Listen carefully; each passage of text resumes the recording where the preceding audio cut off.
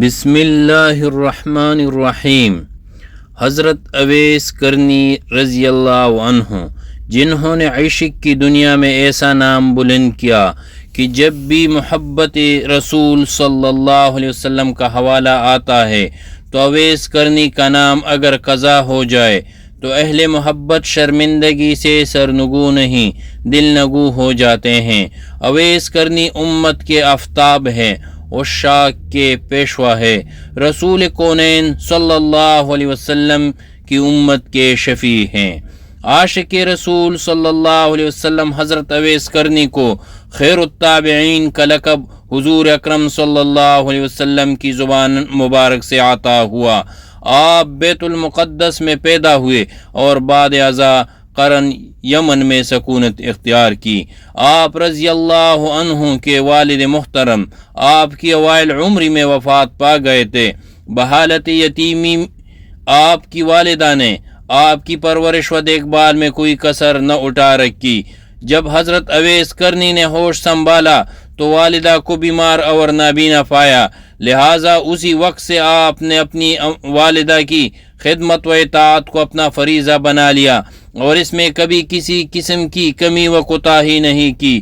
والدہ کی فرمان برداری اور خدمت کی بنا پر آپ کو بارگاہ الہی اور بارگاہ نبوی صلی اللہ علیہ وسلم میں مقبولیت ملی۔ آپ کا نام اویس بن عامر اور دوسرا نام عبداللہ بھی بیان ہوا ہے، لیکن احادیث میں آپ کے تذکرہ اویس کے نام سے ہی ملتا ہے۔ دیگر کتب سے بھی آپ کا نام اویس کی ہی تصدیق ہوتی ہے۔ آپ کی کنیت ابو عمر تھی۔ آپ کے القاب میں سب سے اچھا لقب خیر التابعین ہے، جو روایت کے مطابق آپ کو بارگاہ رسالت صلی اللہ علیہ وسلم سے عطا ہوا۔ آپ کے القابات میں سید التابعین بھی ہے۔ کشف المحجوب میں آپ کو آفتاب امت اور شفیع ملت و دین کے القابات سے نوازا گیا ہے۔ حضرت اویس کرنی کی شہرت دوام عشق رسول اللہ صلی اللہ علیہ وسلم کی نسبت سے ہے۔ باقی نسبتیں اویس کرنی کی سے تعلق کی بنیاد پر قابل ذکر تو ہو سکتی ہے، لیکن ان کا اصل نسب نامہ عشق رسول ہے، رہتی دنیا تک رہے گا۔ جب کبھی عشق رسول کا تذکرہ ہوگا اور وہ آپ کا نام نامی کے تذکرے کے بغیر ادھورا رہے گا۔ عشق رسول صلی اللہ علیہ وسلم اور فنا فی الرسول کی بات ہوگی تو اویس کرنی رضی اللہ عنہ کا تذکرہ لازمی ہوگا۔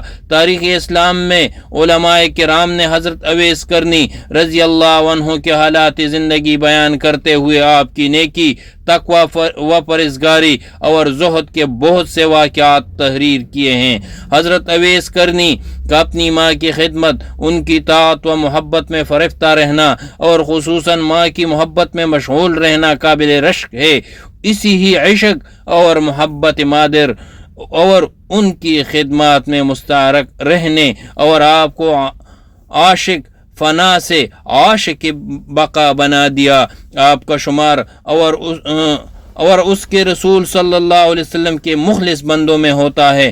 آپ کا شمار تابعین کبار میں ہوتا ہے۔ آپ نے عہد نبوی کا دور پایا، لیکن حضرت محمد صلی اللہ علیہ وسلم کی دیدار سے فیضیاب نہ ہو سکے۔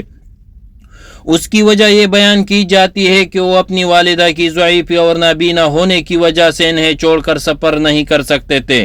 احکام شریعت کا دار و مدار ظاہر پر تو ہے، اس لیے تو عاشق و مشوق میں حجاب نہ ہونے کی بنیاد پر حضرت اویس کرنی رضی اللہ عنہ کو تابعی کہا، صحابی نہیں کہا۔ لہٰذا اویس کرنی رضی اللہ عنہ تابعی ہے، صحابی نہیں، لیکن دونوں جہان کے سردار حضرت محمد مصطفیٰ صلی اللہ علیہ وسلم نے آپ کی آن حضرت صلی اللہ علیہ وسلم سے محبت اور ماں کی خدمت کو فریضہ بنانے کو خراج تحسین پیش فرمایا۔ حضرت اویس کرنی کا ذکر کر کے رسول اکرم صلی اللہ علیہ وسلم نے صحابہ کو حکم دیا کہ تم میں سے جو بھی اویس کرنی سے ملے اس سے دعا کرائے۔ ایک روایت کے مطابق حضرت عمر فاروق رضی اللہ تعالیٰ عنہ کو خاص طور پر یہ حکم دیا کہ اے عمر، جب تم اویس کرنی سے ملو تو اسے میرا سلام کہنا اور کہنا کہ وہ تمہارے لیے مغفرت کرے،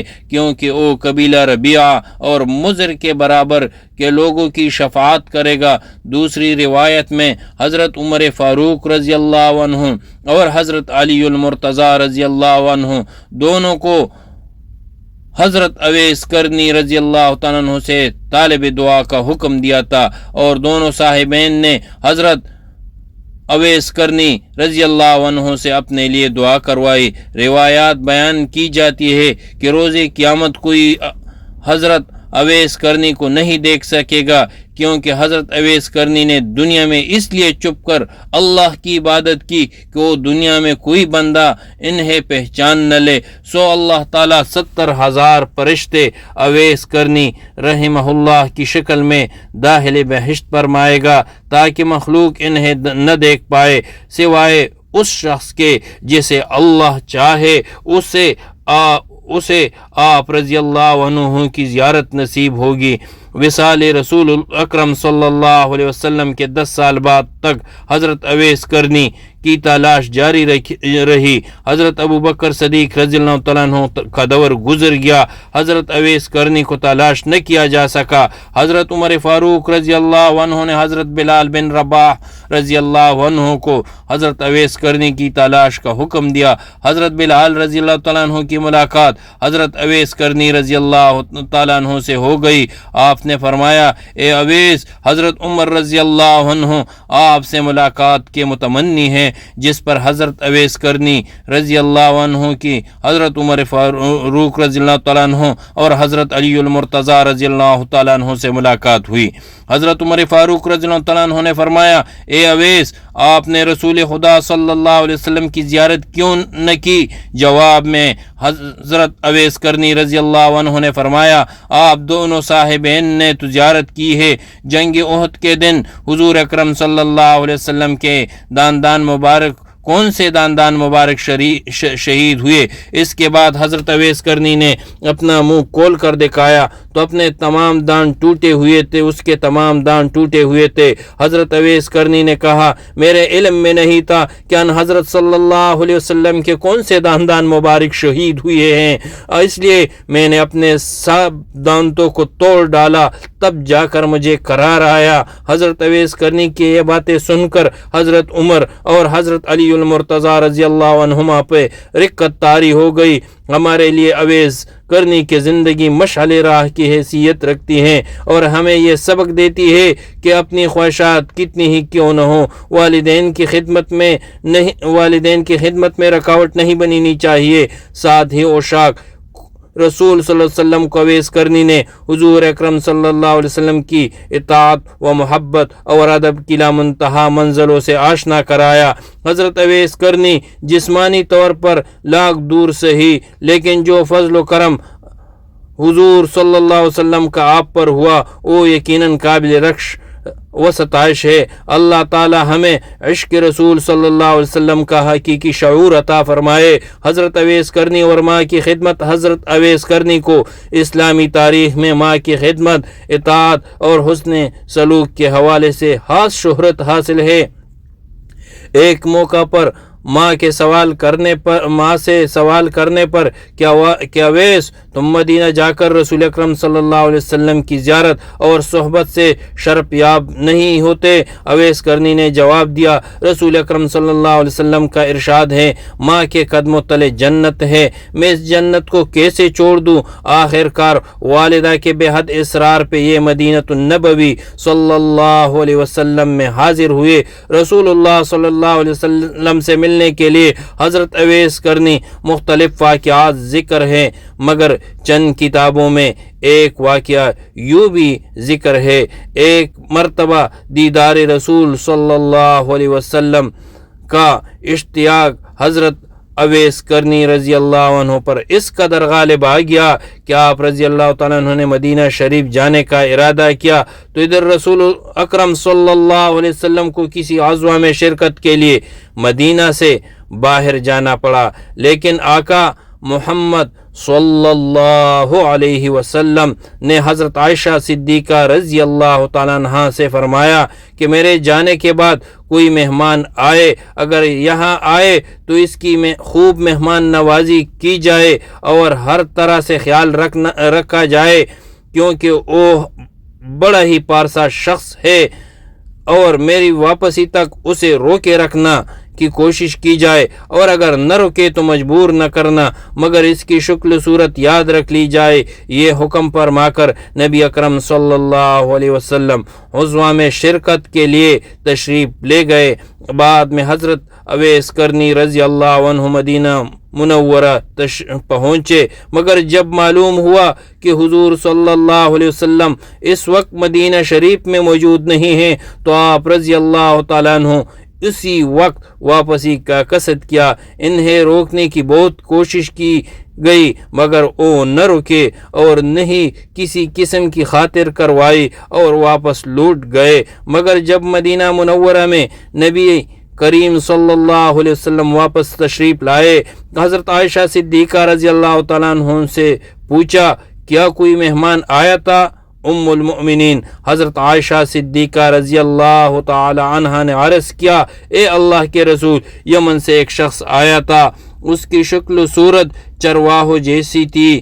آپ صلی اللہ علیہ وسلم کے بارے میں یہ معلوم ہونے کے بعد آپ صلی اللہ علیہ وسلم گھر پر موجود نہیں، ایک لمحہ بھی یہاں نہ ٹھہرا۔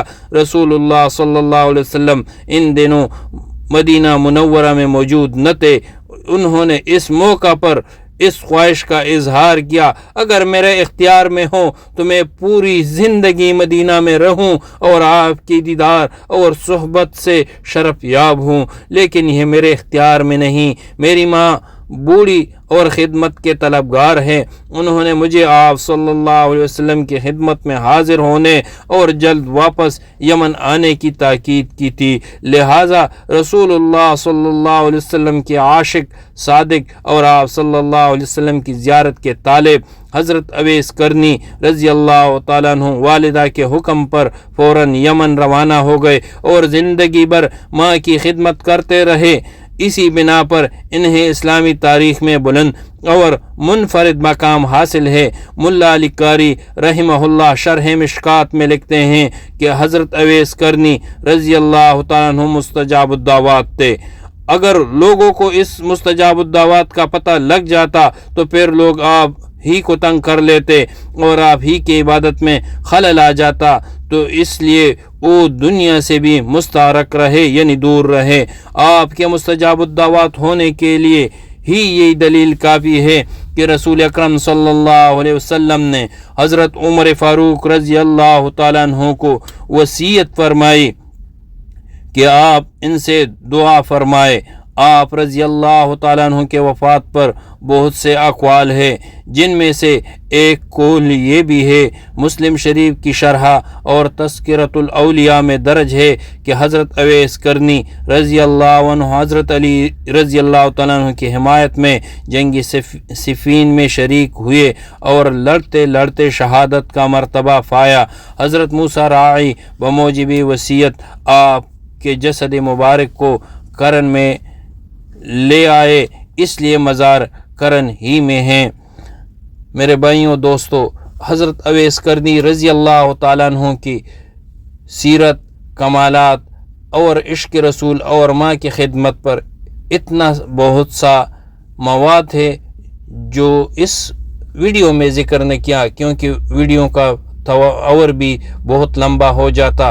اللہ رب العزت سے دعا ہے کہ اللہ رب العزت ہمیں ماں باپ کی خدمت اور رسول اللہ صلی اللہ علیہ وسلم سے حقیقی عشق نصیب فرمائے، آمین۔